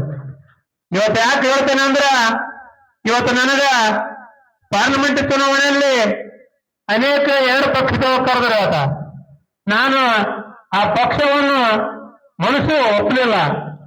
ಇವತ್ತು ನನ್ನ ಕಾರ್ಯಕರ್ತರಿಗೆ ಹೇಳಿದೆ, ನಾನಿವತ್ತ ಯಾವ ಪಕ್ಷಕ್ಕೆ ನಾನು ಹೋಗಲ್ಲ, ಎಲ್ಲ ಪಕ್ಷ ಬಿಜೆಪಿ ಸರ್ಕಾರ ಇವತ್ತು 40% ಭ್ರಷ್ಟಾಚಾರ ಮಾಡಿ ಅದು ದಿವಾಳಿ ಮಾಡಿ ಕರ್ನಾಟಕ 100 ಇವತ್ತ ನಾವೇನ 40% ಮಾಡ್ಯಾರ ಬೊಮ್ಮಯ್ಯ ಅಂತ ಇವರು DK ಶಿವಕುಮಾರ್ ಆಗಲಿ, ಸಿದ್ದರಾಮಯ್ಯ ಸರ್ಕಾರ ಹೇಳಿ ನಮ್ಮ ಜನರಿಗೆ ಇವತ್ತ ಅಲ್ಪಸಂಖ್ಯಾತರಿಗಾಗಲಿ, ನಮ್ಮ ದಲಿತರಿಗೆ ಮೋಸ ಮಾಡಿ ಇವತ್ತು ಓಟ್ ಹಾಕೊಂಡು ನಮ್ಮ ಕೈಗೆ ಇವತ್ತು ಚಿಪ್ಪು ಕೊಟ್ರೆ ಇವತ್ತು ಬಂದವಳೆ.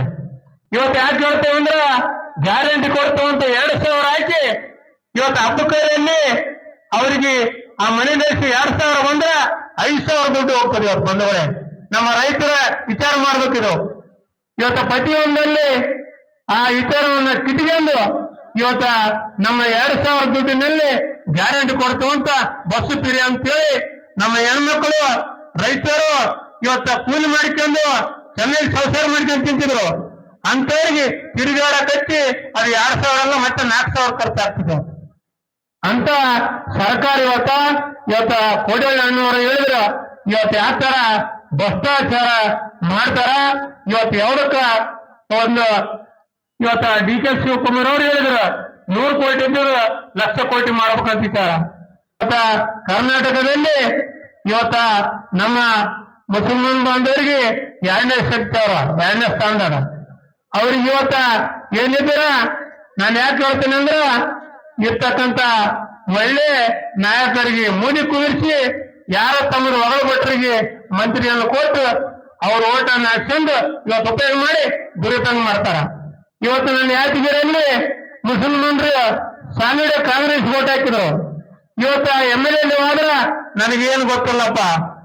ಇವತ್ತ ಅದೇ ಅವರು ಇವತ್ತ ನಮ್ಮ ಎಲ್ಲ ಇವತ್ತ ಬಿಜೆಪಿ ಕಾರ್ಯಕರ್ತರು ತಮ್ಮ ನಿರ್ಣಯಿಸಿ ಮುಸಲ್ಮಾನ್ ಬಾಂಧವರಿಗೆ ಅನೇಕ ತೊಂದರೆ ಕೊಡ್ತಕ್ಕಂಥ ಕೆಲಸ ಮಾಡ್ತಾರ. ಇವತ್ತು ಕಾಂಗ್ರೆಸ್ ಸರ್ಕಾರ ನಮ್ಮ ಮುಸಲ್ಮಾನರಾಗಲಿ ನಮ್ಮ SC/ST ಇವತ್ತು ಬಹಳಷ್ಟು ಅನ್ಯಾಯ ಆಗ್ಯದ. ಆ ಅನ್ಯಾಯ ಸರಿಪಡಿಸಬೇಕಾದ್ರ ನಾವೆಲ್ಲ ನಮ್ಮ ಲೀಡರ್ ನಾಯಕರು ಗಟ್ಟಿಯಾಗಿ ಇವತ್ತೇನು ಕರ್ನಾಟಕ ಬದಲಾವಣೆ ಮಾಡ್ಬೇಕಂತ ಅವರನ್ನು ಪಣ ತೊಟ್ಟಾರ. ಅದೇ ರೀತಿ ನೀವೆಲ್ಲರೂ ಬರ್ತಕ್ಕಂಥವ್ರು ಇಲ್ಲಿ ಬಂದವರು ಪ್ರತಿಯೊಬ್ಬರು ನೀವು ಪಣ ತೊಟ್ಟ ನಂತರ ಈ ಕರ್ನಾಟಕವನ್ನ ಬದಲಾವಣೆ ಆಗ್ತದ, ರೈತರಿಗೆ ಒಳ್ಳೇದಾಗ್ತದ, ನಮ್ಮ ದಲಿತರಿಗೆ ಒಳ್ಳೇದಾಗ್ತದ, ಮುಸಲ್ಮಾನರಿಗೆ ಒಳ್ಳೇದಾಗ್ತದ. ಅದನ್ನ ನ್ಯಾಯ ಸಿಗ್ತಕ್ಕಂಥ ಕೆಲಸ ಯಾರು ನಡೆಸಾದ್ರ ನಮ್ಮ CM ಇಬ್ರಾಹಿಂ ಹಣ್ಣನವ್ರ ಕಂಡು, ರಾಮಚಂದ್ರಪ್ಪ ಮುನಿಯಪ್ಪನವ್ರ ಕಂಡು, ಇವತ್ತ ಚಂದ್ರಶೇಖರ್ ಕೋಡಳ್ಳಿ ಅಣ್ಣನವರ ರೈತರ ಹೋರಾಟ ಕಡೆ ಆಗ್ತಕ್ಕಂಥ ಕೆಲಸ ಆಗ್ತದ. ಅವತ್ತು ರೈತ ಸಂಘ, ಕನ್ನಡಪರ ಸಂಘಟನೆಗಳು, ಆಲ್ ಇಂಡಿಯಾ ಬಹುಜನ ಸಮಾಜ್ ಪಾರ್ಟಿ, RPI, DSS, ಮಹಿಳಾ ಸಂಘಟನೆಗಳು ಎಲ್ಲ ಒಳಗೊಂಡಂಗೆ ಆ ಡೇಟ್ ಫಿಕ್ಸ್ ಆದ್ಮೇಲೆ ಒಂದು ಬೃಹತ್ವಾದ ಲಕ್ಷ ಜನವನ್ನ ಸೇರಿಸಿ ಸಭೆಯನ್ನ ಮಾಡಿ, ಆ ಸಭೆಯಲ್ಲಿ ಕೆಲವು ನಿರ್ಣಯಗಳನ್ನ ಮಾಡಿ, ಮುಂದೆ ನಾವು ಹೆಂಗ್ 2 ವರ್ಷದಲ್ಲಿ ಕರ್ನಾಟಕ ರಾಜ್ಯದಲ್ಲಿ ಪಕ್ಷವನ್ನ ಕಟ್ಟಬೇಕು,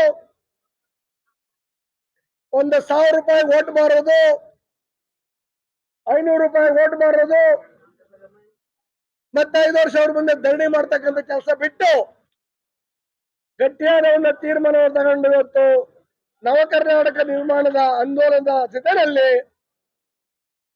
ಇಲ್ಲಿ ಸರ್ಕಾರ ಮಾಡಬೇಕು ಕರ್ನಾಟಕದಲ್ಲಿ.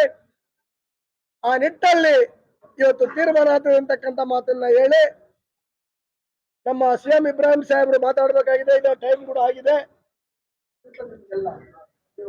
ಇವತ್ತು ಕಲಬುರಗಿ ಪಟ್ಟಣದಲ್ಲಿ ನವ ಕರ್ನಾಟಕ ನಿರ್ಮಾಣ ಆಂದೋಲನದ ಒಂದು ಪೂರ್ವಭಾವಿ ಸಭೆಯನ್ನು ಹಮ್ಮಿಕೊಂಡಿದ್ದು, ಈಗ ನಾವು ಈ ಕರ್ನಾಟಕ ರಾಜ್ಯದಲ್ಲಿ ಒಂದು ಹೊಸ ಕರ್ನಾಟಕವನ್ನು ನಿರ್ಮಾಣ ಮಾಡಲಿಕ್ಕೆ ನಾವೆಲ್ಲರೂ ಇವತ್ತು ಪಣ ತೊಟ್ಟು ಇವತ್ತು ಮುಂಬರುವ ಏನು ಜನವರಿ ತಿಂಗಳಲ್ಲಿ ಏನು ಒಂದು ದೊಡ್ಡ ಏನು ಸಭೆ ಮಾಡುವುದದ, ಒಂದು ಸಮಾರಂಭ ಮಾಡುವುದದ, ಆ ಸಮಾರಂಭದ ಸಲುವಾಗಿ ಇವತ್ತು ನಾವು ಪೂರ್ವಭಾವಿ ಸಭೆಯನ್ನು ನಾವೆಲ್ಲ ಮುಖ್ಯವಾದಂತ ಮುಖಂಡರನ್ನು ಸೇರಿಸಿ ಇವತ್ತು ಪೂರ್ವಭಾವಿ ಸಭೆಯನ್ನು ಮಾಡಕತ್ತೀವಿ.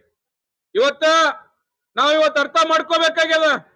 ಇವತ್ತು ಕರ್ನಾಟಕ ರಾಜ್ಯದಲ್ಲಿ ಇವತ್ತು ಬಿಜೆಪಿ, ಕಾಂಗ್ರೆಸ್, JDS ಇಂತ ಒಂದು ಪಕ್ಷಗಳಿದ್ರೂ ಕೂಡ ಇವತ್ತು ನಾವು ನವ ಕರ್ನಾಟಕ ನಿರ್ಮಾಣ ಆಂದೋಲನ ಅನ್ನುವ ಒಂದು ಸಮಿತಿಯನ್ನು ಮಾಡಿಕೊಂಡು ನಾವು ಹೊಸ ಪ್ರಾದೇಶಿಕ ಪಕ್ಷವನ್ನು ರಚನೆ ಮಾಡುವಂತ ಅನಿವಾರ್ಯತೆ ಯಾಕೆ ಬಂದಪ್ಪ ಅಂತಂದ್ರ ಇವತ್ತು ಕಾಂಗ್ರೆಸ್ ಮತ್ತು ಬಿಜೆಪಿ ಅವರ ದುರಾಡಳಿತಕ್ಕೆ ನಾವೆಲ್ಲರೂ ಕೂಡ ನಲಿಗೆ ಹೋಗಿದ್ದೀವಿ. ಇವತ್ತು ನಮ್ಗೆ ಇವರು ಗ್ಯಾರಂಟಿ ಅಂತ ಹೇಳ್ತಾರ. ಇವತ್ತು ಎಂತ ಗ್ಯಾರಂಟಿ ಅಂತ ಹೇಳ್ತಾರಪ್ಪ ಅಂತಂದ್ರ ಇವ್ರೇನು ಅನ್ನಭಾಗ್ಯ, ಆ ನಂತರ ಏನು ಇವರು ಗೃಹಲಕ್ಷ್ಮಿ, ಆ ನಂತರ ಏನು ಉದ್ಯೋಗ ಭಾಗ್ಯ, ಇಂಥವೆಲ್ಲ ಸುಳ್ಳು ಭರವಸೆಗಳನ್ನು ಕೊಟ್ಟು ಯಾವ ಗ್ಯಾರಂಟಿಗಳನ್ನು ಇವ್ರು ನಮ್ಗೆ ಕೊಟ್ಟಿಲ್ಲ. ಇವರು ನಮಗೆ ಇಲ್ಲಿರುವಂತ ಕರ್ನಾಟಕ ರಾಜ್ಯದಲ್ಲಿರುವಂತ ಎಲ್ಲ ಪ್ರಜೆಗಳಿಗೂ ಕೂಡ ಇವರು ನೋ ಗ್ಯಾರಂಟಿ ಮಾಡುವಂತ ಕೆಲಸ ಮಾಡಿದ್ದಾರೆ. मन में है विश्वास तो हम इतिहास बदल देंगे. हम कल की बात नहीं करते, हम आज बदल देंगे. हमें भी एक बार मौका देके देखो, हम इस स्टेट की नहीं सारे देश की सरकार बदल देंगे. आज जो CM इब्राहिम साहब आज इस स्टेट में हम जैसे बहुत सारे पार्टियों को इकट्ठा करने का सिर्फ एक मकसद है. भाइयों, आज मैं भी यंगस्टर एम्पावरमेंट पार्टी बनाकर 96 MLA कैंडिडेट खड़ाने के बाद कांग्रेस वालों के पेट में दर्द होता है. वो बुला के हमें हमारे साथ समझौता करते हैं, करने के बाद हमें धोखा देते हैं. जब CM इब्राहिम साहब जैसे लीडरों को नहीं छोड़ा तो क्या हम जैसे बच सकते हैं? तो आप सब लोगों को ये सीएम इब्राहिम साहब की एक पंक्ति में आपको सुनाना चाहता हूं। इतिहास का ये आईना है, तहजीब का रंग सुनहरा है, गंगा जमुना इनकी आंखें, ये नए भारत का चेहरा है, ये नए भारत का चेहरा है। ये बेटी की मुस्कान में है, ये नारी के सम्मान में है, विज्ञान में और किसान में है, हर वीर में और जवान में है। मैं सीमाओं का पहरा हूं, ये नए भारत का चेहरा है, ये नए भारत का चेहरा है। सीएम इब्राहिम साहब इस नए भारत का चेहरा है। एक बार हमको देखो, एक बार देखो, इस पूरे मुल्क का निजाम का नक्शा बदलाएंगे। टीपू सुल्तान का नाम बोलने इनको हिम्मत नहीं है। कोई मिनिस्टर टीपू सुल्तान की जयंती नहीं कर रहा। कीरे मेरे बाबा, अंग्रेज डरता था टीपू सुल्तान से। आज हमें हमारे मैनिफेस्टो में फोटो टीपू सुल्तान का डालेंगे। मर्द के बच्चे मर्द का नाम लेते हैं। आज हमारे हिम्मत है। मोदी को नहीं डरे, उसके बाप को नहीं डरे, क्या डरेंगे? हम बोले अमित शाह को, एनआरसीला सीआरसीला, बोले अमित शाह एनआरसी बाबा का नाम है क्या पूछ रहे? खबरस्तान को 800 साल पहले हमारे दादा सो कल से तुझे दिखाती, तेरे बाप का बाप कहां से है तुझे नहीं मालूम, हमें दिखाती। 800 साल से हमारे लोग कहां सही करने का तारीख है। इन्ना नुरीदकुम इन्ना नुखरिजकुम तारतन उखरा। इसी मिट्टी से तुम्हें पैदा किए हैं, इसी मिट्टी में तुम्हें पहुंचाएंगे, इसी मिट्टी से तुम्हें उठेंगे। मातृभूमि ये हमारी है, इसलिए हम इस मिट्टी के अंदर जा रहे हैं। इसी माँ के पेट से खबर से हम उठ के खड़ेंगे आखिरत के वक्त। तो ये जज्बा ईमान रखने वाले हैं ना अमित शाह। तू किराएदार है, मकानदार नहीं है। 5 साल का है तू, क्या कि तू मिशना रखले को जीत को आया। बच्चे जो है टेस्ट पे में तुम्हें डायरेक्ट बच्चे बने सोने नवे, ट्यूब के अंदर उतारने को बच्चे बने वाले तुम्हें। हमें डायरेक्ट बच्चे बनाने वाले रे। हमारा खुदा जनने वाला नहीं, जनवाने वाला है। उस खुदा को मानने वाले हैं हम लोग। तो इसलिए आप तमाम लोग गुलबर्गा की तारीख के अंदर बंदे नवाज के सरजमीन, यहां से पहली बार एक मुसलमान जाना, बीदर से एक दलित जाना, ये रायचूर से एक वाल्मीकि समाज नायक समाज का जाना, ये काम जो है मेरे सदारत में मैं किया हूं। आज भी इसलिए मैंने बोला हनुमगौड़ा को यादगीर का एमएलए नहीं तो गुलबर्गा के अंदर मिनिस्टर बनकर आना, वो हमें देखना। वो दिन देखते हैं कि मेरी जबान से कभी बात झूठ नहीं होती, क्योंकि तो मुझे फिक्र ही नहीं है। मुल्क अल्लाह साया रसूलुल्लाह का दिया, उसका भी भला, नहीं दिया उसका भी भला। तो इसलिए आज इस देश का नौजवान, इस देश के बुजुर्ग तमाम एकजुट होकर जो है इस कॉन्फ्रेंस के अंदर साथ दें। और एमएलए सीटा कांग्रेस अपनी जगह रहे, बीजेपी अपनी जगह रहे, ये दो को भी देखना नहीं। तुम्हें एक बार हमला देखो, सिर्फ 5 साल, 10 साल भी नहीं पूछते, 5 साल काम नहीं करे, फिर तुम्हारे सामने मुंह दिखाते नहीं हमें। क्यों? शर्म और हया है हमला। बीजेपी वाले कांग्रेस वालों को इतना बोलते, शैतान को देखो रे, उन्हें गलती काम करे तो सामने आ रहा शर्म रहा, तुम्हें उससे भी खराब शर्म खराब काम कर रही, फिर भी आप गए सामने तुम्हारी सूरत दिखा रही। तो आज मैं आप तमाम से यही दरखास्त करता हूं कि पूरा साथ दे। मास्टर मुनियप्पा आरपीआई के वैद्य संघा, मोहनराज, पूरे वाल्मीकि समाज, अब मुझे यकीन हुआ हैदराबाद कर्नाटक में कांग्रेस बीजेपी से ज्यादा एमएलए सीटा हमें जीत को दिखाते हैं इंशाअल्लाह। खाली दलित मुस्लिम मिले तो बस है यहाँ पर, वो मेजोरिटी है। ये तो जन्ने का इनू ज्यादा। और हमारे घर में बैठा बच्चे कहते हैं बोलते नहीं नजर होता माटी मेला बोल ಏನ್ ಮುಖಂಡರುಗಳು ಬಂದಿದ್ದಾರೆ, ನಿಮಗೆ ಎಷ್ಟು ನಾನು ಧನ್ಯವಾದ ಹೇಳಿದ್ರು ಕಡಿಮೆ. ಇದು ನಾವು ನಮಗಾಗಿ ಮಾಡ್ತಾ ಇಲ್ಲ, ಇಲ್ಲಿ ಇರೋರಿಗಾಗಿ ನಾವು ಯಾರು ಮಾಡ್ತಾ ಇಲ್ಲ. ಇವತ್ತು ತುಳಿತಕ್ಕೆ ಒಳಪಟ್ಟಿರ್ತಕ್ಕಂಥ ಈ ಸಮಾಜಕ್ಕಾಗಿ ಮಾಡ್ತಾ ಇದ್ದೀವಿ. ಏನು ಬಾಬಾ ಸಾಹೇಬ್ ಅಂಬೇಡ್ಕರ್ ಅವರು ಭಕ್ತ ಭಂಡಾರಿ ಬಸವಣ್ಣ ಅವರು ಹೇಳಿದ್ರು, ಅವನಾರವ ಎನಿಸಿದರಯ್ಯ, ಅವ ನಮ್ಮವ ಇವ ನಮ್ಮವ ಎನಿಸಯ್ಯ ಅಂತೇಳಿ. ಹಾಗಾಗಿ ನೀವು ನಮ್ಮವರು. जिसकी रोजी में हलाल नहीं उसकी दुआ कबूलियत नहीं। हलाल रोजी खाने वाले की दुआ अल्लाह ताला कबूल करता। इसलिए बोले मोदी, हम ना महालों की फिक्र नहीं है बाबा, हमारे खबर की फिक्र है। वही है हमारा ताजमहल, वही है हमारी सब कुछ चीज। हमारी लड़ाई वो खबर हमारी अच्छी हो, आखिरत अच्छी हो।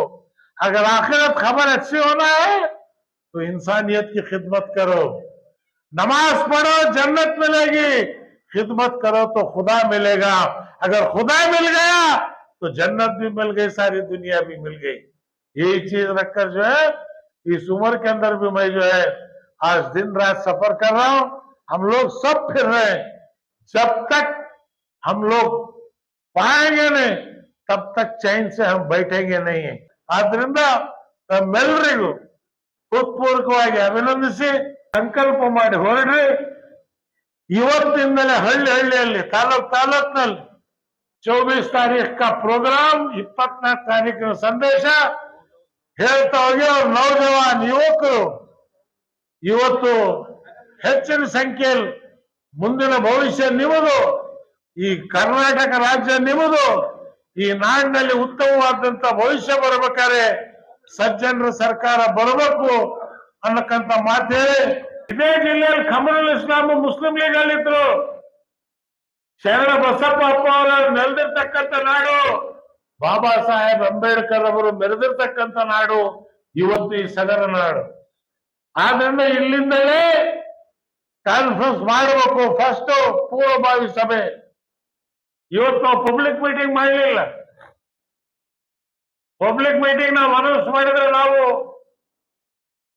ಬರ್ಬೇಕಾದ ಜನ ಇಲ್ಲ. ನಾವು ಯಾವತ್ತು ತಂದ ಜನಕ್ಕೆ ಭಾಷಣ ಮಾಡಲ್ಲ, ಬಂದ ಜನಕ್ಕೆ ಭಾಷಣ ಮಾಡ್ತಕ್ಕಂಥವ್ರು. ಇವತ್ತು ಜನ ಬರ್ತಾರೆ, ಆ ವಿಶ್ವಾಸ ಇದೆ. ಆದ್ರಿಂದ ಇವತ್ತು ನಾನು ಘೋಷಣೆ ಮಾಡ್ತಾ ಇದ್ದೇನೆ, ಜನವರಿ 24ನೇ ತಾರೀಕಿಗೆ ಗುಲ್ಬರ್ಗದಲ್ಲಿ ಒಂದು ಭಾರಿ ದೊಡ್ಡ ಅಧಿವೇಶನವನ್ನ ಅವತ್ತು ನಾವು ಮಾಡ್ತೇವೆ ಅನ್ನಕ್ಕಂತ ಘೋಷಣೆಯನ್ನು ಮಾಡಿ, ಇವತ್ತು ಆ ಸಮ್ಮೇಳನದ ಸ್ವಾಗತ ಸಮಿತಿಯ ಅಧ್ಯಕ್ಷರಾಗಿ ಹನುಮಗೌಡರನ್ನ ಇವತ್ತಿನ ದಿವಸ ನಾವು ಘೋಷಣೆ ಮಾಡ್ತಾ ಇದ್ದೇವೆ. ಶ್ರೀಮಾನ್ ಯೂನುಸ್ ಖಾನ್ ಅವರು ಮತ್ತು ವಾಸುರವರು ಇವ್ರ ಜೊತೆಯಲ್ಲಿ ಕೋಆರ್ಡಿನೇಟರ್ಗಳಾಗಿ 24ನೇ ತಾರೀಕಿಗೆ ಬೀದರು, ರಾಯಚೂರು, ಬಳ್ಳಾರಿ, ಯಾದಗಿರಿ, ಕೊಪ್ಪಳ, ಬಿಜಾಪುರ ಇವೆಲ್ಲ ಜಿಲ್ಲೆಗಳಿಂದ ಕನಿಷ್ಠ ಪಕ್ಷ 1 ಲಕ್ಷ ಜನ ಸೇರಬೇಕು. ಅವತ್ತು ಆ ಜನ ಸೇರ್ತಾರೆ ಅನ್ನಕ್ಕಂತ ವಿಶ್ವಾಸ ನನಗಿದೆ. ಕಾರಣ ನಾವು ಯಾವತ್ತು ನಮಗಾಗಿ ರಾಜಕೀಯ ಮಾಡಲಿಲ್ಲ, ನಾನು ನನ್ನ ಮಕ್ಕಳಿಗಾಗಿ ರಾಜಕೀಯ ಮಾಡಲಿಲ್ಲ, ನನ್ನ ಕುಟುಂಬಕ್ಕಾಗಿ ನಾನು ರಾಜಕೀಯ ಮಾಡಲಿಲ್ಲ. ರಾಜಕಾರಣ ಮಾಡಿರ್ತಕ್ಕಂಥದ್ದು ಕನ್ನಡ ನಾಡಿನ ಜನತೆಗೋಸ್ಕರ ರಾಜಕಾರಣ ಮಾಡಿದ ನಾನು. ಹುಡುಕಿ ಅವರಿಗೆ MLAಗಳು ಮಾಡಿ ಮಂತ್ರಿಗಳು ಮಾಡ್ತಕ್ಕಂಥ ಕೆಲಸವನ್ನು ಮಾಡಿದ್ದೀನಿ. ನಾನು ಮಂತ್ರಿ ಆಗಬೇಕು ಅಂತ ಇಷ್ಟಪಟ್ಟಿಲ್ಲ. ಧರಮ್ ಸಿಂಗ್ ಮುಖ್ಯಮಂತ್ರಿ ಆದಾಗ ಮಿರಾಜುದ್ದೀನ್ ಪಾಟೀಲ್ ಅನ್ನ, ಇಕ್ಬಾಲ್ ಅನ್ಸಾರಿಯನ್ನ ಹೈದರಾಬಾದ್ ಕರ್ನಾಟಕದಿಂದ ಮುಸ್ಲಿಂ ಸಮಾಜದಿಂದ ಮಾಡಬೇಕು ಅಂತ ಹೇಳಿ ಅವ್ರ ಹೆಸರು ಕೊಟ್ಟು ಮಾಡ್ತಕ್ಕಂಥ ಕೆಲಸವನ್ನು ನಾವು ಮಾಡಿದ್ವಿ. ನೀವೇ ಮಂತ್ರಿ ಆಗೋದು. ನಾನು ಹೇಳಿದೆ, ಹೆಣ್ಣೋಡಕ್ ಬಂದಿದ್ದೀನಿ ನಾನು. ನನ್ನ ಅಳಿಯನಿ ಹುಡುಗಿ ಚೆನ್ನಾಗಿದ್ರೆ ಮಾವನೇ ಮದುವೆ ಆಗ್ತೇನೆ ಅನ್ನಕ್ಕಂತ ಸರಿಯಲ್ಲ. ನಾನು ಸಂಬಂಧ ಹುಡುಕಕ್ ಬಂದೇನೆ. ಈ ಹುಡುಗರು ಬೆಳಿಬೇಕು, ಈ ನಾಡು ಕಟ್ಟಬೇಕು. ಇವತ್ತು ತೊಗರಿಬೇಳೆ ರೇಟ್ ಇಲ್ಲ, ರೈತರಿಗೆ ಬರಗಾಲ ಒಂದ್ ಕಡೆ, ಬೆಳೆ ಬಂದ್ರೆ ಧಾರಣೆ ಇಲ್ಲ. ನಮ್ಮ ಸರ್ಕಾರ ಬಂದ್ರೆ ನಿಮಗೆ ಪ್ರಾಮಾಣಿಕವಾಗಿ ಹೇಳ್ತೇವೆ, ಒಂದು ವರ್ಷದಲ್ಲಿ ಒಬ್ಬ ರೈತನು ಕೂಡ ಯಾರು ವಿಷ ಕುಡಿದು ಸಾಯಬಾರದು. ಇವತ್ತು ಅವ್ರು ಏನು ಸಾಲಗಳು, ಲಕ್ಷಾಂತರ ಕೋಟಿ ರೂಪಾಯಿ ಸಾಲ ಬ್ಯಾಂಕ್ನವರು ಬಂಡವಾಳಶಾಹಿಗಳು ಸಾಲ ಮಾಫ್ ಮಾಡಿದ್ದಾರೆ. ಆದ್ರಿಂದ ಇವತ್ತು ನಾವು ನಮ್ಮ ಸರ್ಕಾರ ಬಂದ್ರೆ ಯಾವ ರೈತನಿಗೆ ಇವತ್ತು 2 ಎಕರೆ ಭೂಮಿ ಇದೆ ಅವನಿಗೆ ಒಂದು ಕಾರ್ಡ್ ಕೊಡ್ತೇವೆ. ಆ ಕಾರ್ಡ್ ಕೊಟ್ರೆ ವರ್ಷಕ್ಕೆ 5 ಲಕ್ಷ ರೂಪಾಯಿ ಸಾಲ ಅವನಿಗೆ ಬರೀ ಆ ಕಾರ್ಡ್ ಮೇಲೆ ಕೊಡ್ಬೇಕೆ ಹೊರತು ಈ ಬೇರೆ ಯಾವುದೋ ಕೇಳಬೇಕಂತದ್ದಿಲ್ಲ. ಇವತ್ತು 30,000 ಕೋಟಿ ರೂಪಾಯಿ ST/SC ದಲಿತರೇ, ನಿಮ್ಮನ್ನ ಲೂಟಿ ಮಾಡ್ತಿರ್ತಕ್ಕಂಥವ್ರು ನಿಮ್ಮ ಸಮಾಜದ ಮಂತ್ರಿಗಳೇ. 30,000 ಕೋಟಿ ರೂಪಾಯಿ ಒಂದು ವರ್ಷಕ್ಕೆ ನಾವು ದಲಿತರ ಮೇಲೆ ಖರ್ಚು ಮಾಡಿದ್ರೆ 5 ವರ್ಷದೊಳಗೆ ಒಬ್ಬ ದಲಿತ ನಿರುದ್ಯೋಗಿ ಇರಲ್ಲ, ಮನೆ ಇಲ್ಲದೆ ಒಬ್ಬ ರೈತ ಇರಲ್ಲ, ಒಬ್ಬ ದಲಿತ ಇರಲ್ಲ. 5 ವರ್ಷದಲ್ಲಿ ಪ್ರತಿಯೊಬ್ಬ ದಲಿತನಿಗೆ ಮನೆ, ಅವನಿಗೆ ಕೈ ಕೆಲಸ, ಕೈ ತುಂಬ ದುಡಿಮೆ ಬರ್ತಕ್ಕಂಥ ವ್ಯವಸ್ಥೆ 1,50,000 ಕೋಟಿ ರೂಪಾಯಿ 5 ವರ್ಷದಲ್ಲಿ ಖರ್ಚು ಮಾಡಿದರೆ ಇದನ್ನು ಮಾಡಬಹುದು. ಪ್ಲಾನ್ ಇದೆ. ಮುಸ್ಲಿಂ ಸಮಾಜಕ್ಕೆ 1ನೇ ಕ್ಲಾಸ್ನಿಂದ 12ನೇ ಕ್ಲಾಸ್ವರೆಗೆ ಎಲ್ಲ ತಾಲೂಕಿನಲ್ಲಿ ಅಂಜುಮನ್ ಮಾಡಿ, ಅಂಜುಮನೆ ಇಸ್ಲಾಂ, ಒಂದೊಂದು ಅಂಜುಮನಿಗೆ ವರ್ಷಕ್ಕೇನಿದೆ ಅಂತ ಹೇಳಿದ್ರೆ 10 ಕೋಟಿ ರೂಪಾಯಿ ಸ್ಕೂಲ್ ಫ್ರೀ, 5 ಲಕ್ಷ ರೂಪಾಯಿ ತನಕ ಅವರಿಗೆ ಉದ್ಯೋಗಕ್ಕೆ ಸಾಲ. ಬೆಂಗಳೂರಿಗೆ ಸಾಲ ಕೇಳಕ್ ಬರ್ಬೇಕಾದಿಲ್ಲ, ಆ ಅಂಜುಮನ್ ಅವರೇ ಸಾಲ ಮಾಡ್ತಾರೆ. ದಲಿತರಿಗೂ ಅಷ್ಟೇ, ನೀವು ಸಾಲ ಕೇಳೋದಕ್ಕೆ ಉಬೇರ್ ಕಾರ್ ಬೇಕು, ಇದನ್ನ ಬೆಂಗಳೂರಿಗೆ ಹೋಗ್ಬೇಕಾದಿಲ್ಲ, ಜಿಲ್ಲಾ ಮಟ್ಟದಲ್ಲೇ ದಲಿತ ಮುಖಂಡರ ಸಮಿತಿ ಮಾಡಿ ಆ ದಲಿತ ಮುಖಂಡರೇ ಅವ್ರಿಗೆ ಸಾಲ ಹಂಚಬೇಕು. ಯಾರು ಬಡವ ಇದ್ದಾನೆ ಅದನ್ನ ಮುಖಂಡರ ಪತ್ತೆ ಹಚ್ಚಬೇಕೆ ಹೊರತು ಅವನು ಬೆಂಗಳೂರಿಗೆ ರೊಕ್ಕ ಹಾಕೊಂಡು ಲಾಡ್ಜಲ್ಲಿ ಉಳ್ಕೊಂಡು ದುಡ್ಡು ಕಳ್ಕೋಬೇಕಾದಂತ ಅವಸ್ಥೆ ಇಲ್ಲ. ಇದೆಲ್ಲವನ್ನ ಈ ಪ್ರಣಾಳಿಕೆಯಲ್ಲಿ ಇವತ್ತಿನ ದಿವಸ ನಾವು ಸ್ಪಷ್ಟವಾಗಿ ಹೇಳಿದ್ದೀವಿ. आज की हालात, सियासी हालात के मद्देनजर रखते हुए जनाब सीएम इब्राहिम साहब और रईत संघ के अध्यक्ष कोरली चंद्रशेखर साहब और हमारे गोपी साहब, मार सुंदरप्पा मुनियप्पा साहब, बीएसपी के तमाम लीडर्स, आरपीआई के सब तमाम लीडर्स, हरमे गौड़ा साहब जो यादगीर से आए हैं, उनका भी मैं स्वागत करता हूं। तमाम लीडर्स जो पहली बार गुलबर्गा को आके गुलबर्गा से अपने थर्ड फ्रंट के कोशिश कर रहे हैं, मैं तमाम लीडर्स का वेलकम करता हूं।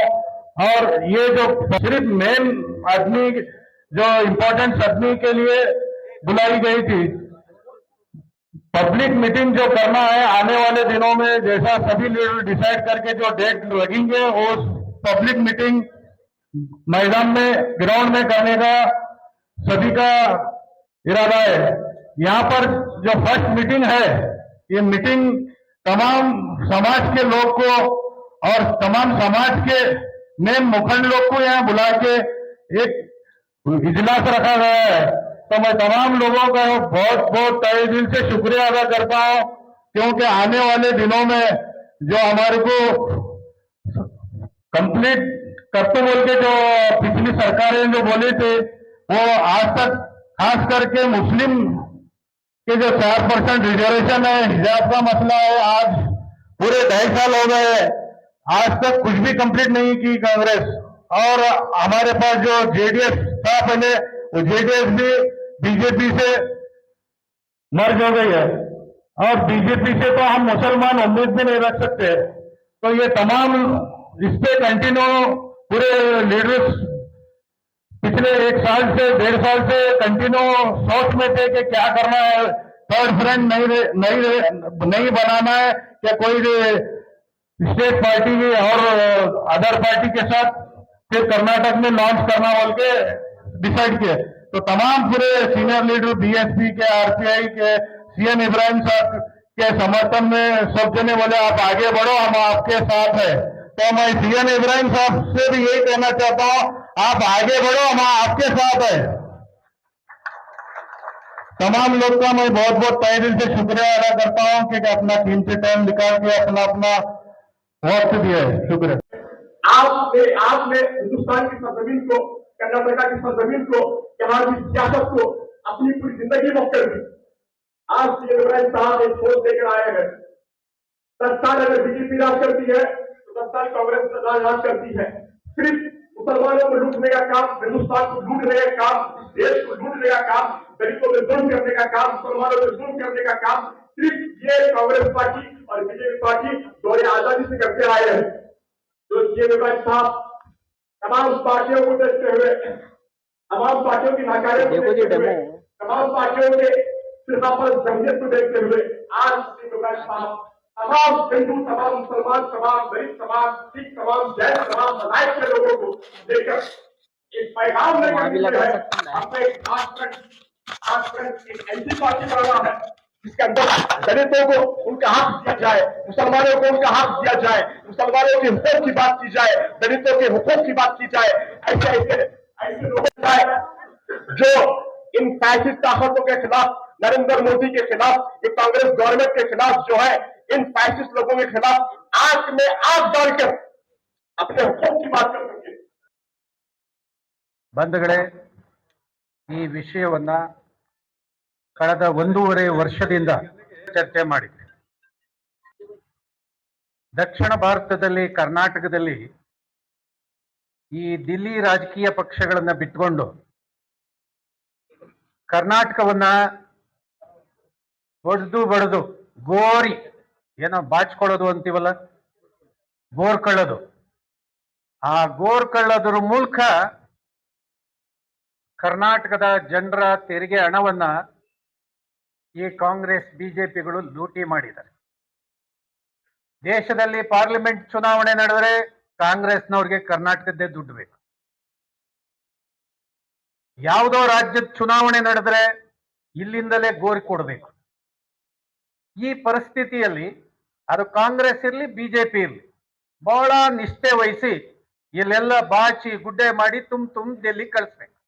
ದಿಕ್ಕಿನಲ್ಲಿ ಎಲ್ಲ ಗೆಳೆಯರನ್ನ ಒಟ್ಟುಗೂಡಿಸಿ ನಾವೆಲ್ಲ ಒಂದು ಕಡೆ ಸೇರಿ ಎಲ್ಲ ಚರ್ಚೆ ಮಾಡಿ ಇದಕ್ಕೊಂದು ಅಂತಿಮ ರೂಪವನ್ನ ತರಬೇಕು ಅಂತ ಹೇಳಿ ನಾವೆಲ್ಲ ಕೆಲಸ ಮಾಡಿದ್ವಿ. ಬಂಧುಗಳೇ, ಯಾಕೆ ಈ ಕಾಂಗ್ರೆಸ್ ನಮಗೆ ಅನಿವಾರ್ಯ ಅಲ್ಲ ಅಂತ ಹೇಳಿ